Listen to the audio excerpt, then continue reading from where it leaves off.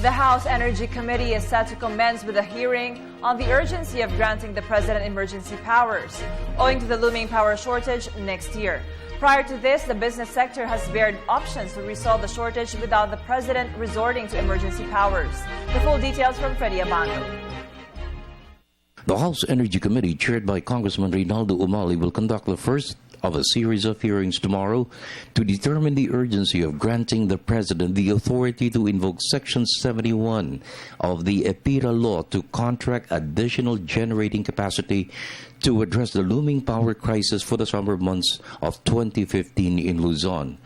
The private sector, composed of local and foreign businessmen, are expected to present options which could help the Department of Energy to deal with the shortage in power. Peter Wallace of the Wallace Business Forum bared 4 options to resolve the shortfall without resorting to emergency powers for the President: reduce the demand or energy savings, rehabilitate the Malaya plant with a capacity of 300 megawatts, run the standby generators of the private sector under the interruptible load program. Expected capacity is 3,000 megawatts.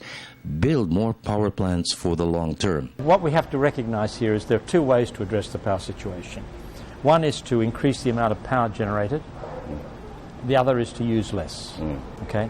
I wrote a report recently, which I hope will be published soon, on how everyone to contribute to using less power. And one of the biggest ways is what's called the interruptible load program. And this is where all those companies that have their own generator, when we get to a crisis situation, a yellow alert, the government asks them to turn on their generators, right? And the government reimburses them the differential in cost. And we can reduce we've estimated about 1,500 megawatts is available. The view of Wallace is the consensus of the business sector in the country. With these options, it will do away with 3 to 5 hours brownouts, which could adversely affect economic growth. For the long term, more investments in power, local and foreign, are needed to cope with the rising demand for growth, since power is a major factor to attract foreign direct investments, to generate more jobs and reduce poverty incidents. Also, you need more tweaking of plants. There's some question about whether Malaya can be repaired in time, and there's some movement of scheduled maintenance either forward or backward away from the peak period of demand.